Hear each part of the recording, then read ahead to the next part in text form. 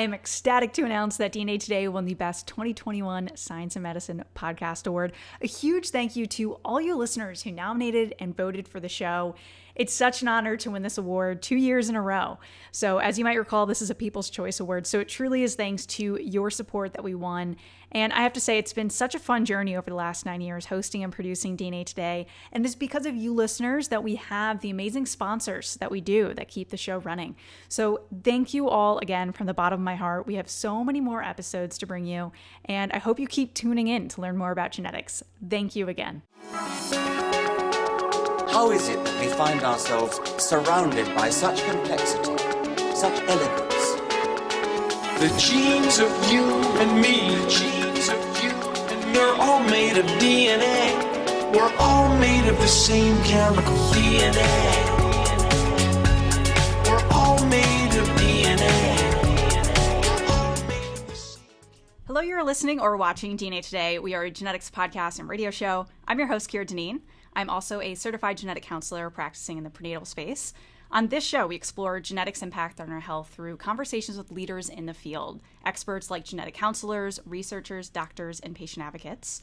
In honor of Breast Cancer Awareness Month, I am joined by two representatives from Black Cancer Genes, attorney, writer, and BRCA awareness advocate Erika Stallings, and cancer genetic counselor and genetics content creator Dena Goldberg, who is also known as DenaDNA, which many people may know from social media.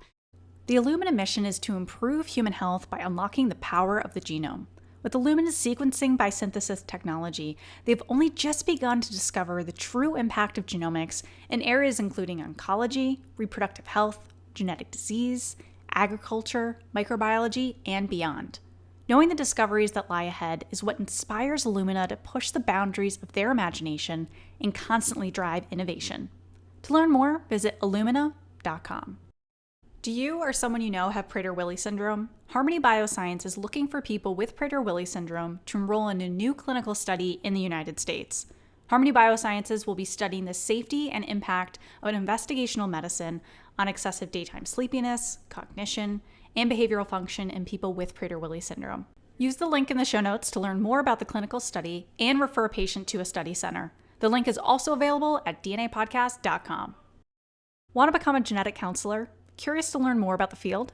You should attend the virtual open houses at Sarah Lawrence College. In these events, you will learn more about what it's like to be a genetic counselor. You'll also have the opportunity to ask your questions live. You can hear insight about the Genetic Counseling Master's Degree program at Sarah Lawrence College. I graduated from the program last year, and I'm really looking forward to attending and chatting with you all. The next open house is on October 28th, with another open house on December 7th. Sarah Lawrence College is where genetic counseling was founded in 1969 and was the first program of its kind. It remains the largest genetic counseling program in the world. 1 in 5 genetic counselors graduated from the program, which means it has an expansive alumni network, some of whom you can meet during these open houses like myself. Go to slc.edu/DNA Today or use the link in the show notes to sign up for the free genetic counseling open houses. Don't forget to mark your calendar for October 28th at 9 p.m. Eastern and December 7th at 6 p.m. Eastern. I'll see you there. So thank you so much both for coming on the show. Really appreciate you shedding some light on Black Cancer Genes. I'd like to start out with what the goal of the organization is and what you provide people. Dena, did you want to get started on that, and then we can hear from Erika? Sure. So Black Cancer Genes is a culturally tailored initiative to raise awareness of hereditary cancer, specifically in the Black community. And we're doing that by highlighting both patients and their stories, as well as healthcare providers, genetic counselors, all of these different people who are part of the Black community, in hopes that we can really get people to test more, because we know that the rates of these hereditary cancer syndromes in the Black community are higher than what a lot of people think. So we are hoping to get more members of the Black community, both in the clinic to get genetic testing, as well as in the career of genetic counseling and other healthcare roles. Yeah, just to add to what Dena said, I also think the goal is, and I'll talk about this more during the podcast, but when I was going through my own experience with genetic counseling and testing, I just didn't really see a resource like this that existed. And we know from the research that for Black patients, at least for Black women, hearing stories from other women who have undergone genetic counseling and testing or dealt with hereditary cancer is a really important part of the decision-making process. And so really it's about providing a platform to increase awareness in this community and to also provide information that we know the community is looking for. And you may be familiar to people, genetic counselors that were at NSGC. Last year we did it virtual, but you had an amazing speech that I took notes throughout and everything. I'm like, we've got to get her on the podcast at some point. So it's so nice to have you on and to have this perspective. And as we said, we're going to explore your journey to this point and everything. I want to know more about how you decided to partner up in the start of this organization. Dena, do you want to start us out again? Yeah, so that's exactly why we started, because of Erika's speaking at NSGC. I didn't know that for reference. That was an amazing segue. I know. It's so funny. So I also saw her speak and was not only moved, but realized that there was this gap. And when she described what she thought should be, I thought, I think I can help her with that. So I reached out to her and I was like, you know what? I have these resources. I have this community I've built on social media. And I have this experience in both graphic design and marketing. And I wanted to kind of put all that together to help with this project. And so we teamed up and we were doing a lot of talks on Clubhouse and on other social media platforms. And then we also found a Black oncologist who is also very passionate about the project. And so we work with Dr. Ryland Gore as well. But that's really how it started, was this talk that I watched her and her message and just thought, let's make a change. And diving into some of the genetics, the most common genes that I think people are aware of in terms of all genetic conditions are the BRCA1 and 2 genes. What is the breast cancer risk with those genes? Are they different? Because there is 2 genes there. I think some people just hear, oh, BRCA, it's like one gene. What are the differences between those 2 genes? Yeah, so they're different, but they're pretty similar when it comes to what we recommend for people who have those mutations or have disease-causing changes in those genes. So usually, depending on the source you look at, the quote is usually that a female who has a BRCA1 or 2 pathogenic variant or disease-causing genetic change has up to probably the low 80% chance of developing breast cancer. Depending on which gene, there's also an increased risk for ovarian, pancreatic, and prostate for men, melanoma, and also male breast cancer, which is one that doesn't get mentioned a lot. So it's not just breast cancer, but those as well. And really, there are these differences, but like I said earlier, the screening we recommend is the same whether you have BRCA1 or BRCA2 mutations. Yeah, I think that's a good overview of that it's not just breast cancer, but then highlighting within breast cancer that male breast cancer is an aspect of this that often gets overlooked in terms of, in the genetic counseling field, we're very focused on that, but coming from just the public in general, that's not always highlighted, and people are surprised to learn that males can develop breast cancer. Someone that was in the news with this is Beyonce's father.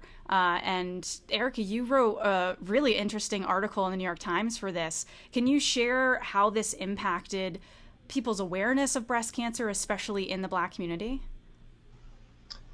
Yeah, no, that's a really interesting question. I don't know if I've necessarily seen the impact that I would have liked to see, because I do think in contrast, like when you look at someone like Angelina Jolie and her op-ed, like her coming out and making that announcement, like we know that had an impact and effect on the amount of people who sought out genetic counseling and testing.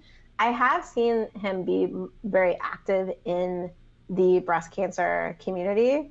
And I actually did a panel a few months ago on racial disparities in genetic testing that he showed up for, which was very exciting. Wow. I don't know if I've seen that same like galvanizing conversation yet around it the way that it was, the way that it was for Angelina Jolie. And I even think about, this a little bit off from your question, like someone like Chadwick Boseman, who we know died at a really young age, died of colon cancer, and his brother also had colon cancer. And so the whole time I was thinking to myself, like, oh, I wonder if that family has ever gone through, genetic counseling and testing. And I certainly use that as an opportunity to push some people to get genetic counseling and testing, right? So I do think those celebrity moments are galvanizing. I just think there's more to be done. Yeah, I think that's very well said, and that, for a lot of people, that's fresh news of hearing about Chadwick Boseman, and that, us in the genetics community were like, we really hope that healthcare wise that his family has been able to get genetic testing, and that maybe people talking about that will get back to the family, so that if that's not something they've done before, that they could do.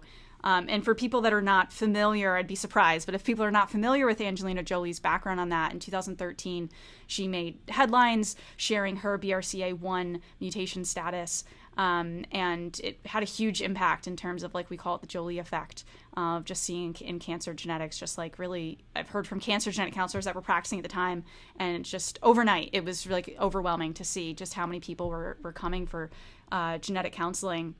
For more than 20 years, Illumina has aspired to improve human health by unlocking the power of the genome. Now, through innovation and collaboration, Illumina is enabling genomic breakthroughs in immunotherapy, biomarker discovery, and therapy selection. The opportunity to transform tumor profiling with innovative assays that enable comprehensive genomic profiling, new companion diagnostic development, and liquid biopsy inspires Illumina to push boundaries and drive innovation. As Illumina moves towards precision medicine, they've only just begun to discover the true impact of genomics. Join these leaders at Illumina.com so you too can improve human health by unlocking the power of the genome. Again, that's Illumina.com. ILLUMNIA.com. Picture Genetics is a unique DNA testing service. Their Picture Wellness Kits allow you to learn your genetic risks for cancer and cardiovascular conditions, including the BRCA genes that we talked about throughout this episode. Unlike other companies, this is actually a clinical grade test where physicians and genetic counselors are involved. The test sequences entire genes that are medically actionable. It's easy to order and understand with good-looking reports. To order your kit, go to picturegenetics.com and use code DNA Today for 25% off and free shipping. Get actionable genetic insights today to benefit your health of tomorrow. Want to chat with genetic counselors? You should attend the virtual open houses at Sarah Lawrence College. In these events, you can learn what it's like to be a genetic counselor, and you'll have the opportunity to ask your questions live. You can also hear insight about the Genetic Counseling Master's Degree program at Sarah Lawrence College. It is the largest program in the world, which means there are so many alumni to connect with, including myself. I graduated from the program last year, and I'm really looking forward to chatting with you. The next open house is on October 28th, followed by December 7th.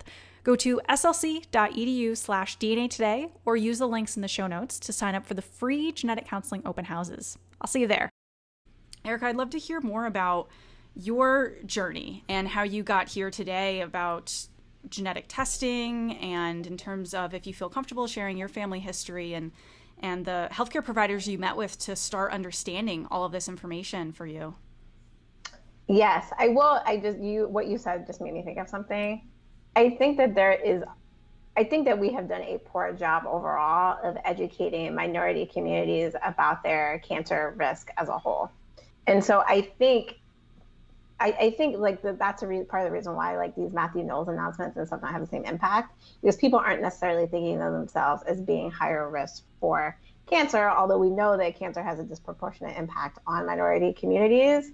And so I think and I think we're going to talk about this later, like what drives a person to get genetic counseling. They have to know that it is relevant to them. And so if you have never thought about cancer as hereditary, or thinking of yourself as someone who's higher risk because of racial disparities, or you don't know what a genetic counselor is, that announcement may not have the same impact on you. And that does dovetail with my own story. And I always tell people I recognize I have a lot of privilege. My grandmother was a nurse. My best friend is a pediatrician who happens to be married to a cancer researcher at UNC. But my BRCA story really starts with my mom. My mom is a 2-time breast cancer survivor who has now been in remission for 14 years. She had cancer for the first time in 1993, which is a couple of years before the discovery of the BRCA1 gene. And she had cancer again my senior year of college in 2007. And it was upon her second cancer diagnosis that her oncologist recommended that she undergo genetic counseling and testing.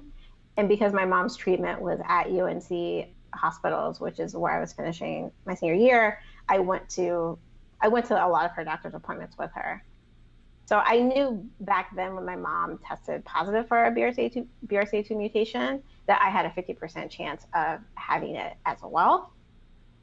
And when I was 28, I decided, I was like, oh, I'm the same age as my mom was when she was diagnosed with cancer for the first time. I should figure out if I am also carrying this high-risk mutation. And I was going to see a genetic counselor at Memorial Sloan Kettering. Memorial Sloan Kettering has a very long wait list, or had a very long wait list at the time. So I wound up seeing a woman named Dr. Julia Smith, who is an oncologist who's also board certified to do genetic counseling. And she has a clinic at NYU where she works with young women who are high risk for cancer, either due to a mutation or just family history. So I met with her in June 2014. She is actually the person who conducted my genetic counseling. And then when the results came back, we worked together to put together a treatment plan. And because of my family history, she recommended that I have a prophylactic mastectomy as soon as possible. So my care team was, for the surgical aspect, my breast surgeon, my plastic surgeon. One thing I always highlight with BRCA, I know it's Breast Cancer Awareness Month, BRCA mutations are linked to risk of other cancers. So I now see an OBGYN who specializes in gynecologic oncology to do screenings every 6 months. I will start having colon cancer screening soon. Mm-hmm. I have visited with GI docs about the pancreatic cancer risk. And I also see a dermatologist to screen for melanoma and an ophthalmologist to screen for, melanoma in the eye. So as you can see, there's a really broad care team. And I actually still see Dr. Smith every 6 months for like a baseline check-in of like, have you done this? Hey, this new research came out. For example, I actually just had a multi-gene panel test done because my genetic testing was, roughly 7 years old. And she's like, oh, I just want to see if there's anything else out there, right? Because the more we know about you, the more we can prevent you from developing cancers. So knock on wood, as this episode is being taped, I have not heard back yet, which I think is a good thing. So, yeah. No, it's certainly a lot of, as you said, just different specialists to see throughout your life and follow up that some people may hear, oh, you have a high risk. They think breast cancer. If someone decides to have, like you did, a prophylactic bilateral mastectomy, then, oh, you're all set. And that's not necessarily the case, that it's involved in terms of care and follow up. And I don't hear that talked about too much in terms of like those risks and just that daily and that life of just having to follow up with all those appointments. Yeah, I tell people, I think the best analogy that I can make is that having a mutation in some ways is like having a chronic condition, in the sense that it is something that has to be managed for a pretty long time. So like, I'm pretty, like the mastectomy dropped my breast cancer risk from somewhere between 70-80% to less than 5%. So I feel good about that. But I'm still dealing with the ovarian cancer risk. And, when my fallopian tubes and ovaries are out, then I'll feel like that's behind me. But then I'll be navigating the pancreatic cancer risk, and the colon cancer risk, right? So it's like an ever-moving target in some ways. Yeah, I think that's very well said. And I wanted to circle back to one of the concepts you were highlighting earlier of just having healthcare providers more educated about genetic counseling. So we end up having more patients referred to genetic counseling, whether that be a genetic counselor or another healthcare provider that is board certified in genetic counseling, like you were talking about, the doctor you met with. Dena, do you have thoughts on how we can do better at educating these other providers so that we end up having more of these referrals? Yeah, so first of all, I think that when we talk about these cancer genes, a lot of times there are certain ethnicities that are mentioned more than others. For instance, the Ashkenazi Jewish population we know has a 10 times higher chance of having a BRCA mutation than the typical European population. But we know that the rates of these BRCA and other breast cancer gene mutations among those in the Black community are about in between those two.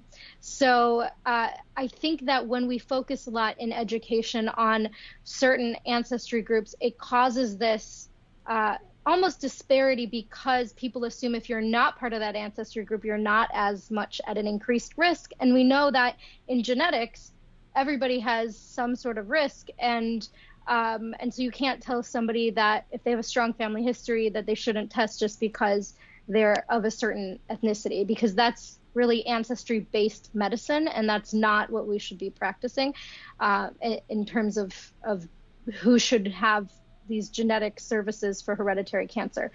So I think it's partly in the education of providers. A lot of genetic counselors are part of the medical programs that develop the material that medical students learn about when it comes to genetic counseling and cancer genetics. And so if you yourself are somebody who works on developing that material, try and make your sample situations more diverse. I think that kind of hammers home that really anybody can have one of these mutations. So that's one thing. And the other thing I think is just finding ways to get out there and spread the message that we really should not be limiting these services to just one group of people. And I also think, part of Black Cancer Genes, part of this resource that Erika and I are building is aimed at medical professionals. So our goal is hoping to get out there, both at probably an academic setting as well as maybe on social media, where we can educate both healthcare providers and patients about these risks in the Black community. And you bring up the other side of it of we can be educating healthcare providers, but the other side would be educating the Black community. And Erika, you really focused on this in your NSGC presentation. And I was just very struck, as we were saying before, of your perspective on it and just how we need to do better at reaching out directly to the Black community. Do you have recommendations on how people in genetics can do better at that, but also just other people that are maybe related to genetics or work in genetics? Yeah, I think a really large part of it is just meeting people where they are.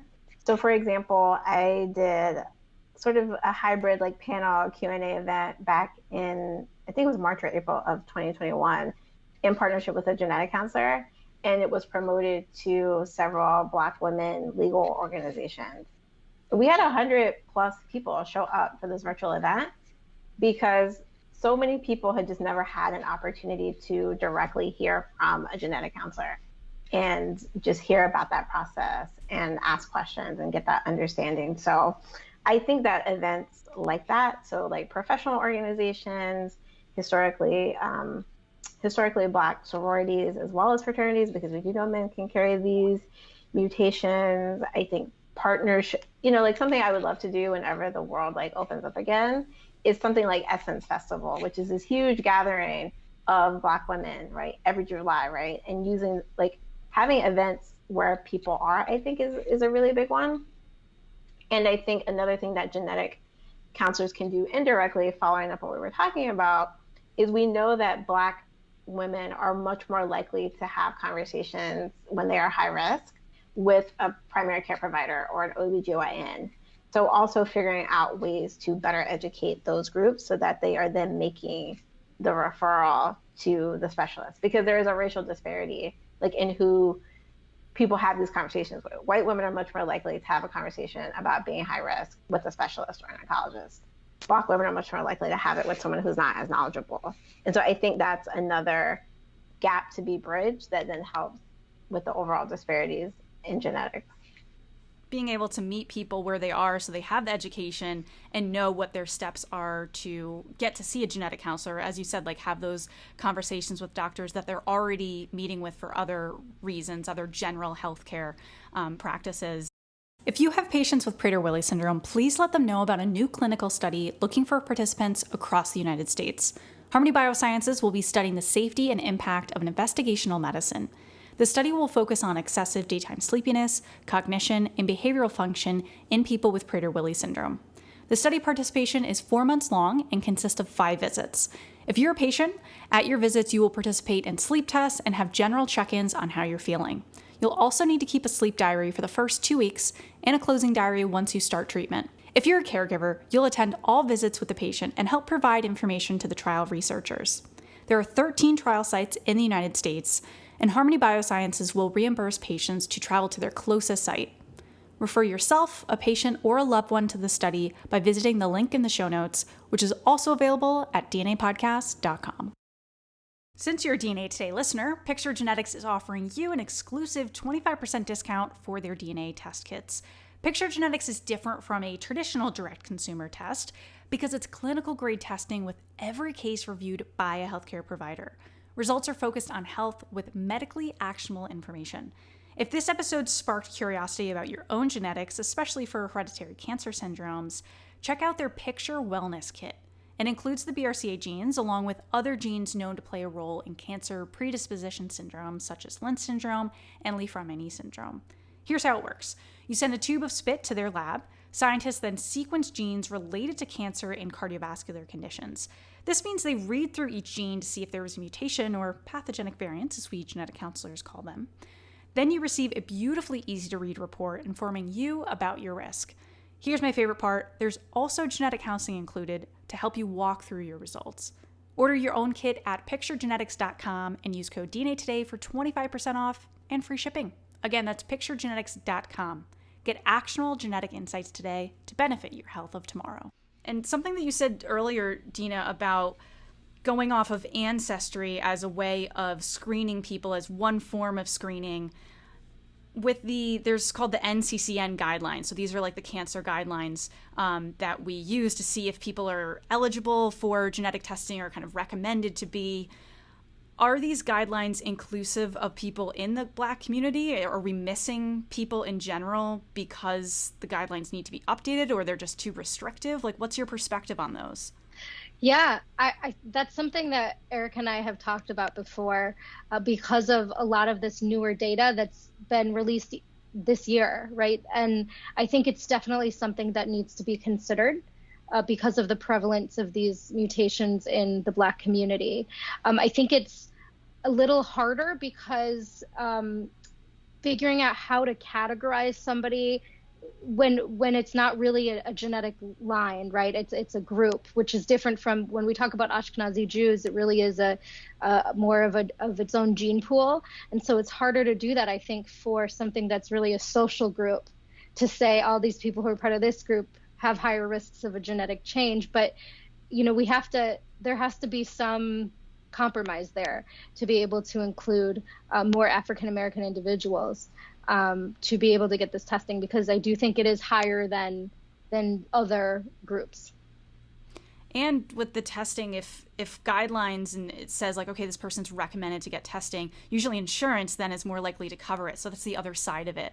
Even if we're sitting down and we're taking their family history and we see like, I feel like we should offer genetic testing and go down that path. But then you might get into the problem of, is insurance going to cover this? How much is the testing going to be? Is more individuals in the family going to have to be tested after this? So just all those other questions that come up that come back to if guidelines are inclusive. Yeah. And, I think that eventually we're going to get to a point where genetic testing is so easy and cheap and quick that we don't need guidelines anymore, or that they're going to be a lot more liberal, or, there's a lot of potential futures for this. And so I think at that point, that's when it will really be equal and fair. But at this point, it is, it's good because it kind of distinguishes who has a higher chance. That's what these guidelines are for. It's really a cost benefit analysis. Is this person likely to have a mutation, or are they not likely to have it? Let's not waste these resources and cost on that. But it does miss people. A lot of the time it misses people. And so it's just something to consider when we're thinking about the fairness and the equality of offering these tests, especially because a lot of times in this community, cost is a big barrier. And so if insurance is not even going to cover it, it just creates this one of the big blocks to why not enough people are being even referred for genetic counseling, much less testing. Yeah, I think that's a good point, and just that hopefully we've seen the cost of testing just plummet over the decades that we've had it. But obviously, as that continues, as you said, we're going to get more quality in terms of like who has access to be able to actually like order this. And with genetic counseling, there's some bills trying to be passed to increase access to genetic counselors, which will hopefully add to that as well. At the top of the show, we mentioned the other topic we were going to talk about is just on the genetic counseling side, and that in general there's a shortage of genetic counselors. So in terms of how many genetic counselors there are specifically in the US and Canada, being able to meet with patients and have these conversations and help them navigate all of this, what can be really confusing genetic testing, and who's eligible, and all of these details for it. But another major issue in that is just the lack of diversity in the field, and that only 1% of genetic counselors are in the Black community. What are your thoughts, Dena, on how we can raise awareness for the career specifically in other ethnicities, because our field is primarily white women? Okay, so my thought, I think that this is all about marketing. I think this is who are we reaching and how are we reaching them? And clearly whatever we've been doing just as an entire field hasn't been working, right? So we have to come up with more creative solutions and how to reach people. And I know that the National Society of Genetic Counselors is really working to reach a goal where we have a higher percentage of our fields in many different diverse communities. But I think that part of our goal with Black Cancer Genes is to find novel ways to reach out to these students, whether that's social media, whether it's traditional media like television, podcasts, things like this, where we can really, like Erika said, meet people where they are and introduce them to the concept of genetic counseling, and then get their kind of wheels turning in their heads. Oh, this is something that I could do.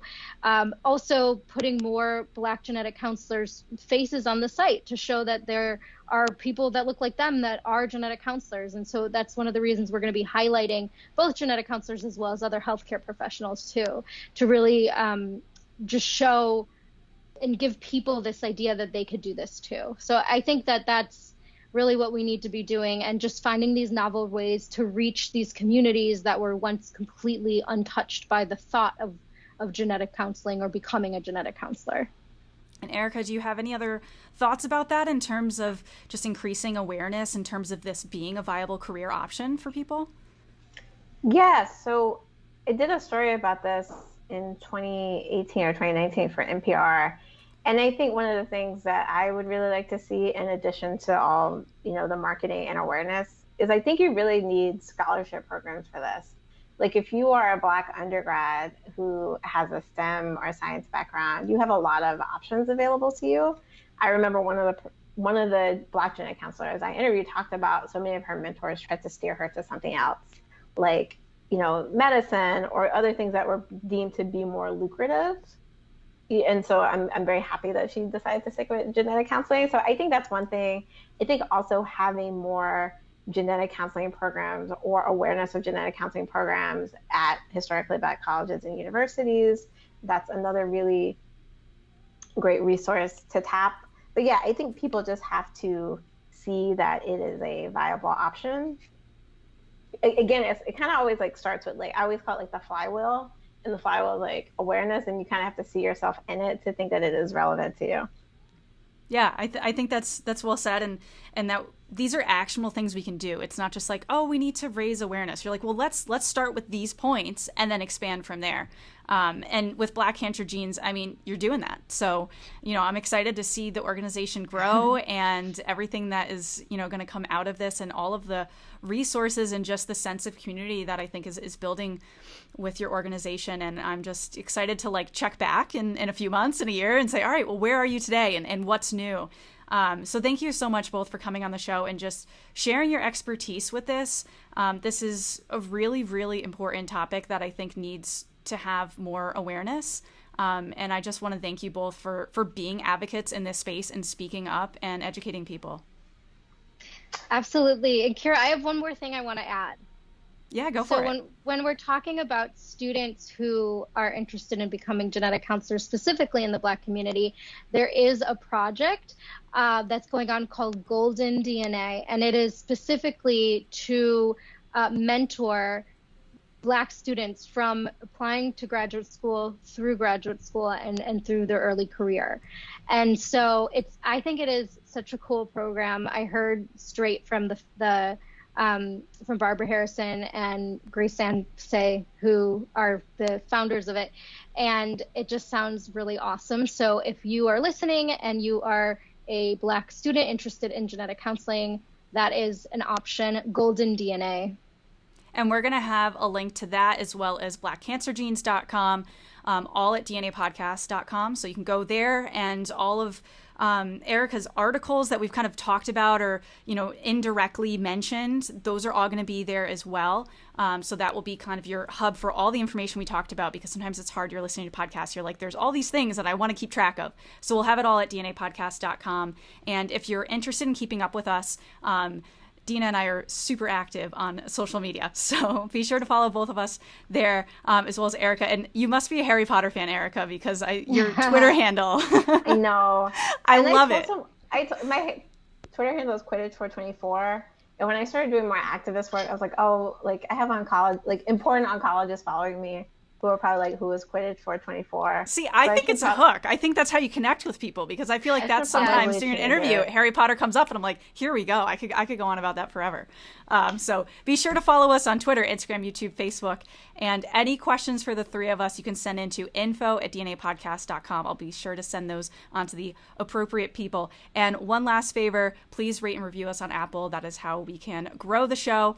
And thank you both so much for coming on the show. Really, really appreciate it. Thank you. Thank you so much for having us. The genes of you and me, the genes of you and me are all made of DNA. We're all made of the same chemical DNA.